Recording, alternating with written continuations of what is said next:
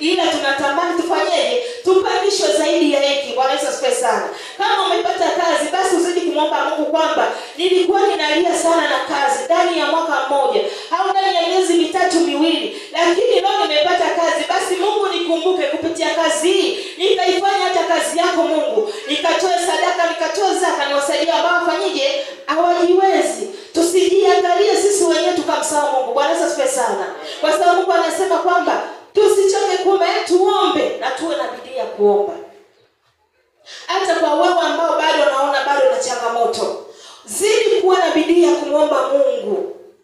Ile changamoto yako ambao umeomba sana kwa muda mrefu, zidi kumwomba Mungu. Uwe huzuni na uchungu uliokuwa nao kwa sasa, usichoke kumwambia Mungu kwamba hii huzuni niliyokuwa nayo Mungu nitakusumbua mpaka nifanyeje itoke kwenye maisha yangu. Usikate tamaa, usivunjike moyo. Ukazidi kumwomba Mungu kila inapoitwa leo.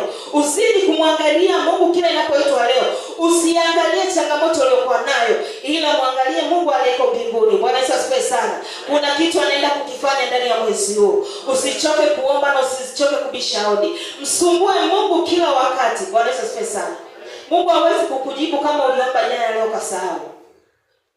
Wengine tukishachoka na kazi ndo kabisa hata usiku hatuombaji. Tunasemaga Mungu kama kawaida, kama jana unajifunika shuka unalala. Bwana Yesu asifiwe sana. Sisemi wewe yangu kishachoka, umetoka zako kazini, tena umegombana na daradara hapo Mbagala, umeshachoka, ukifika nyumbani, Bwana Mungu niliomba jana kama kawaida nilivyoomba jana, unachukua shuka unajifunika asubuhi. Mungu kama jana niliomba asubuhi huyo kazini. Bwana Yesu asifiwe sana. Sasa Mungu ataanza kujiuliza, jana niliomba nini? Pengine uliomba Mungu uliomba jana, Mungu naomba unipe mke mzuri au unipe mume mzuri. Alafu leo kuna wacheo walikuwa wanakusubiri wakamate huyo mke na mume asije kwenye maisha yako.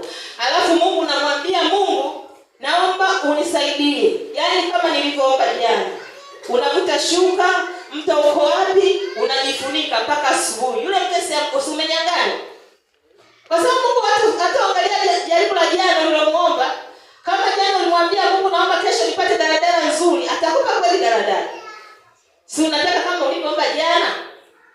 Lakini Mungu anataka tuombe kila itwapo leo. Usimwambie Mungu fanya kama nilivyoomba jana, kama jana, alafu ukalala. Mungu sio rafiki yako huyu uliokaa naye. Mungu anahitaji watu ambao wananyenyekea mbele zake, watu ambao wanamsumbua na ambao wanaomba. Bwana Yesu asifiwe sana.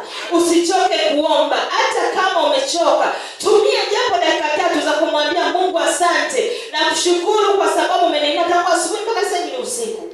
Usiseme kama jana. Bwana Yesu asifiwe sana. Umsumbue Mungu kila inapoitwa leo.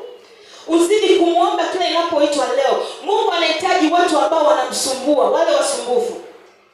Bwana Yesu asifiwe sana.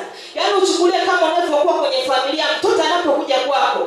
Jana alikuomba kalamu, leo tena kaja anasema mama nataka kalamu, kesho nataka kalamu na kesho kutu. Mwisho wa siku utachoka, zile kalamu utampa nini? Utampa ile kalamu. Bwana Yesu asifiwe sana. Na Mungu ndivyo anavyotaka kwenye maisha yetu. Bwana Yesu asifiwe. Usichoke kumwomba Mungu, kwa sababu waliomuomba Mungu wamekuwa na matokeo mazuri kwenye maisha yao. Na wale ambao hawajamsahau Mungu kwenye maisha yao wanazidi kuona matokeo mazuri katikati ya lile hitaji ambao walijibiwa. Bwana Yesu asifiwe sana. Tusichoke kumwomba Mungu na tusimsahau Mungu katikati ya changamoto zetu. Na Mungu abariki. Karibu mama.